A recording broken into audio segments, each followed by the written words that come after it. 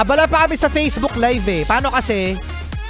Naputol yung signal. Si Kuya Joshua kasi. Hindi kasalanan ni Kuya Joshua yun. Kasi yung internet. Ayan, yung internet. Congratulations sa winner namin ha. Si Ina Morata. Ina Morata, congratulations. No? I-private message mo si Martian sa kanyang Martian official Facebook page na Martian Official. Okay, para makuha ang iyong premyo. Yay! Bibigyan kita ng 30. Congratulations ha.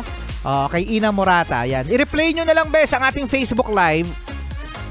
Live na live tayo sa Facebook Live ng Yes the Best Manila tuwing Tuesday and Thursday. Okay, namimigay tayo ng papremyo. At ang premyo natin, 30. Ayan, 30 pesos. Huwag na kayong assuming na lakihan natin yung premyo kasi katuwaan lang. Yung iba kasi dyan, hayok na hayok sa pera. Yung iba dyan nakikita yung ugali sa pera.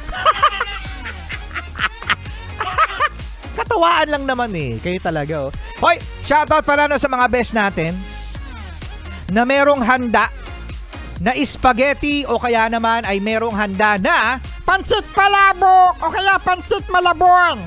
Pansit palabok o pansit malabon o basta kahit anong pansit na merong topping sa ibabaw. Alam nyo ang problema dyan mga best, kapag nagkakaroon tayo ng handa na pansit malabon o pansit palabok, ang nangyayari Martian ay unang nawawala yung toppings. Naiiwan yung noodles po. Oo nga. Naiiwan lagi yung noodles. Kanina kumain ako puro noodles lang. Kawawa naman si Rico Panyero.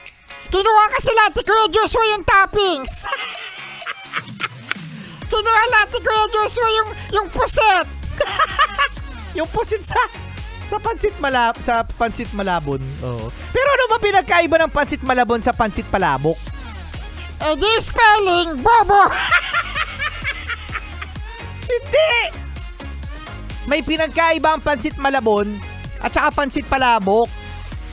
Tama di ba Kuya Joshua? Ikaw ba alam mo Kuya Joshua kung ano ang pinagkaiba ng pansit malabon at saka pansit palabok? Di ba?